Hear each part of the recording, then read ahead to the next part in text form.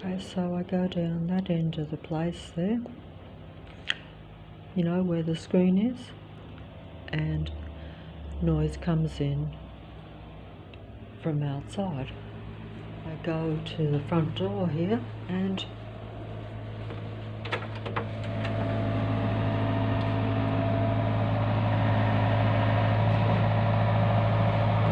construction right outside. So right outside. So it literally surrounds you. And if you go anywhere in the suburb, you are always surrounded. And almost continuously by workmen.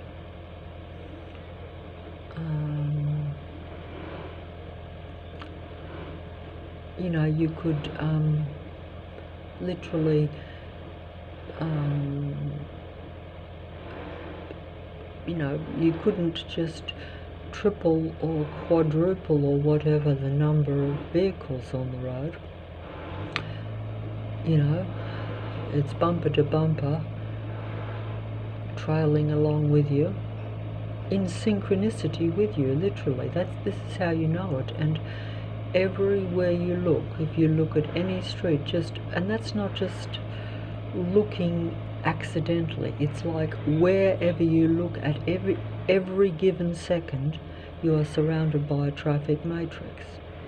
That's why it has to be a matrix, because it wouldn't be humanly possible for traffic to, even if they were like watching you, it wouldn't be possible for them to be so synchronized. It's easy for them to be outside the door here.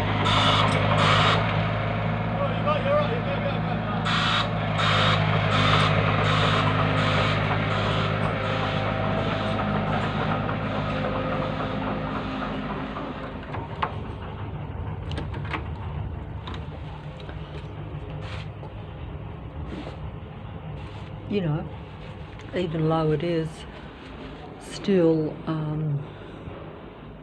you know, like surrounding you with a patrol workforce, but when the traffic is like every vehicle always turning, not just, I can't explain it, but basically they literally surround you at an eye level.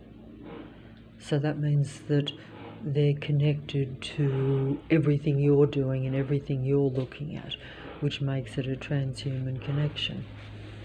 And this is the end game and the end times. And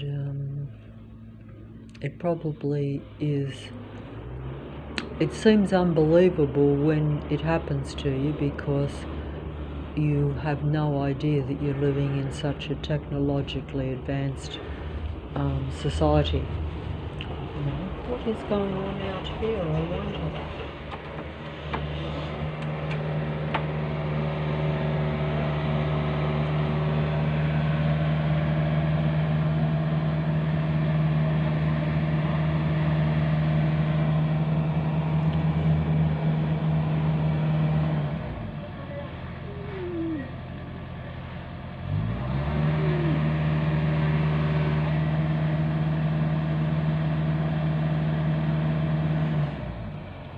It's kind of funny too, because, well, it's not funny, but it's like a lot of the work is deliberately created, so then they have a legitimate reason to stage the setup work reductions too. And you actually see this, like I can actually, you know, I can't show it, but I know from my own observation when things are fine one day and you walk past, and then the next day something has been deliberately destroyed. And I've seen that, you know, quite regularly.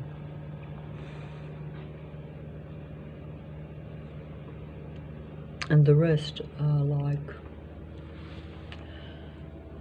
you can't know when they're doing certain repairs and things. They can almost make it up because, if it's something involved with technology, most people don't understand technology like myself. So if they say, we've got to fix certain things because there's a problem or an issue, that can be in almost anything too, because very few of us understand the workings of every single department and every single facility. So that's and if you're in a normal world, it would be plausible, but it's not plausible to have constructions and things going wrong in one small area every single day of the week. No, that would be almost inhumanly or abnormally. It would be abnormal, and it is, because it's not, even though everything always, it's a bit like if you go onto the computer when something is taking place, they will always tell people what they're doing. They have to legitimise it, because the few people that are curious and want to know why something is, and there probably aren't a lot of people like that anyway, but even so, they do cover everything that way, because they particularly don't want people who do become suspicious or are more curious or just like to know, they don't want, let's just say, people who are more intelligent even or more interested to wake up. I wasn't more intelligent or more interested. I just through personal interactions became aware of a different personality being more prominent than what I would have thought was possible. And it surprised me. But the minute I realised this, that's when the whole matrix exposed itself to me. In other words, they tried to suppress me. So therefore, in coming down on me and trying to, patrol me and,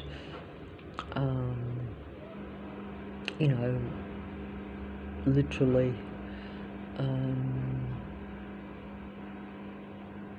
mind control you into a state of, complete mental disorientation. In other words, to create, an unreality for you, and to where you yourself doubt the reality. Because when things change very quickly, you do doubt, or some people would doubt their own senses. That wasn't something that I did, but certainly I couldn't understand why. That was like the main thing, is why so many people, why all this patrolling. And as it got more and more intense, to where, because I think originally they tried to what they call gaslight you into thinking that there are a small number of people that are just involved and that are just literally stalking you. But the minute it gets past a certain number, you know that it's not that. But also then you can become to where you think maybe it was just a very small number of people that turned against you, but they got others on side because they had influence and they knew a lot of people, and it gradually spread. Because let's be honest, gossip and information can spread very fast in today's world, But, at some point you realise that that is possible, but would have to have took place over a long period of time. And of course these things do. It's just that you don't become aware of them until it's full blown. And you're also not aware, like most people might not be aware, that we do have a total surveillance society. Of course, some people are aware of it, but they don't think that it's as intrusive and as advanced or as widespread.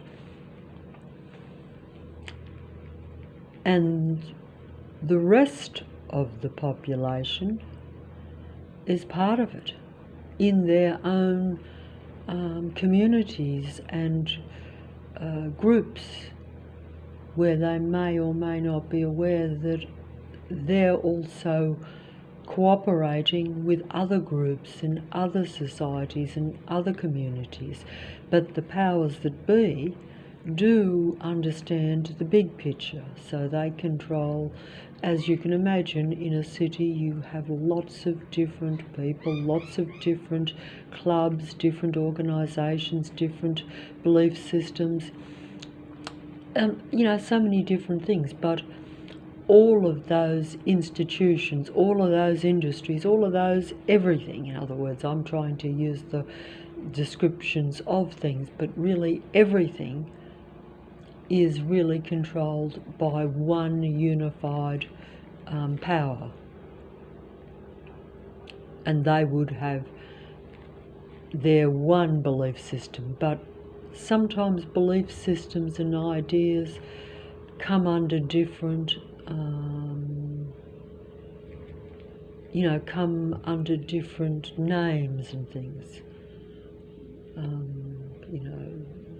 So it's like you could have many beliefs that believe similar things, but they still will call themselves different names, they worship different deities, but they're really very similar in the way they operate. Something like that. I'm trying to explain it because I don't understand these things as detailed as what I make out, because I'm not actually privy to that, and I'm not actually ever been part of any particular things. I've never been part of anything much, so therefore I can't really speak on them, but I can see their group mentality, and I can see how they are part of this control human suppression system.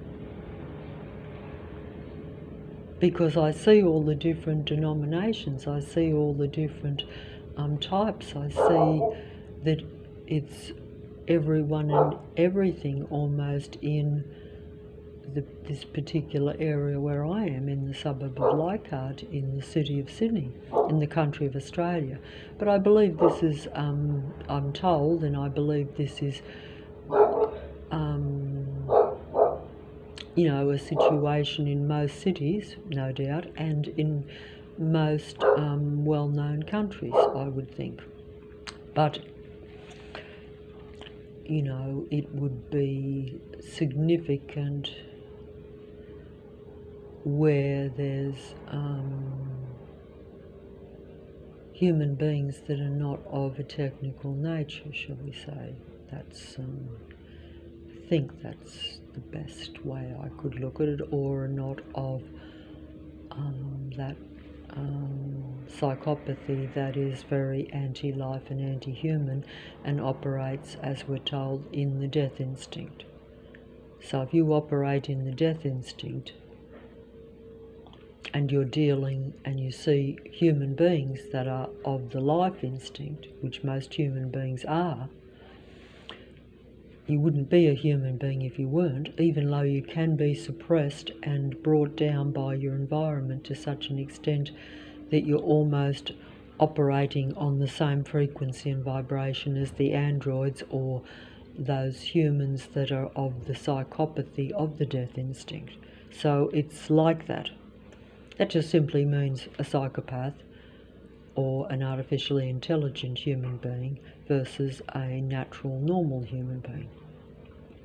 So you have psychopaths and their variations, the malignancy of Narcissus, which is the god entity of Earth, which I often mention because that particular spirit and that particular psychopathy is also very anti-life or anti-human,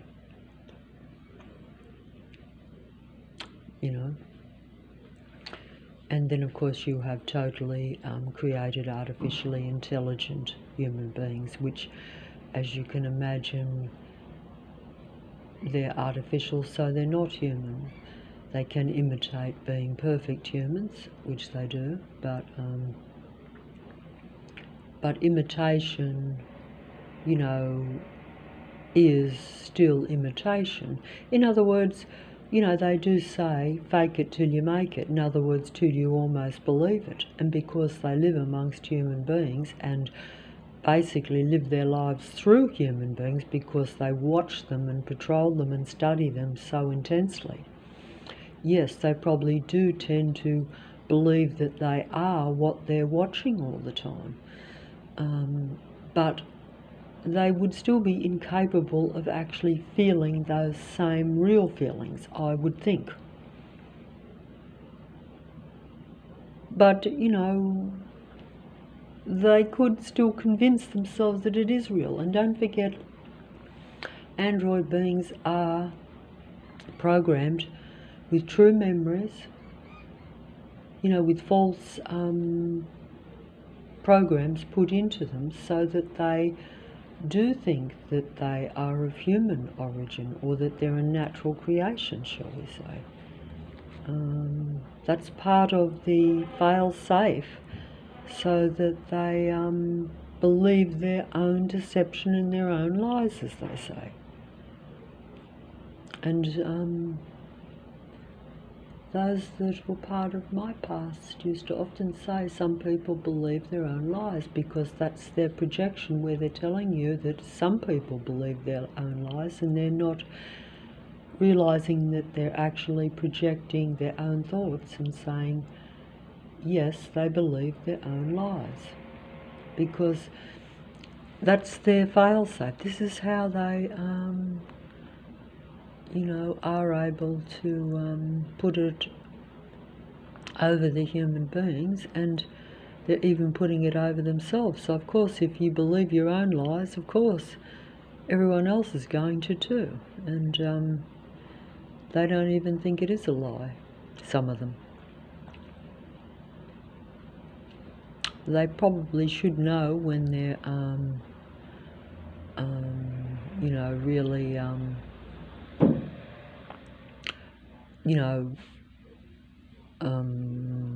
going against the human beings that they interact with, but probably doesn't matter.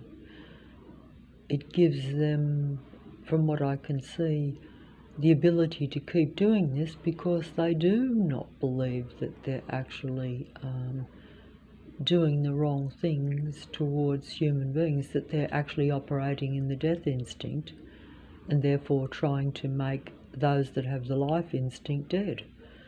And they can keep doing it because they don't acknowledge it. They don't see it that way. And either way, they do tend to have, as they've told me, some of them will even tell you directly that it is survival of the fittest. So they actually see that as normal human evolution, that if they can take down and suppress and, destroy life, that is meant to be, therefore, because they must have been meant to survive, because they're superior, because they were able to put one over the human being. That's how they see it. And so therefore they're like, that's the human being's weakness, so they're not meant to be part of the future. And they don't want a human future. They want they don't want a large human population on Earth. And they only want humans that they can control and also use for their energy purposes, for their life. So I only exist to provide life to them at the expense of my own life. That's how it works for them.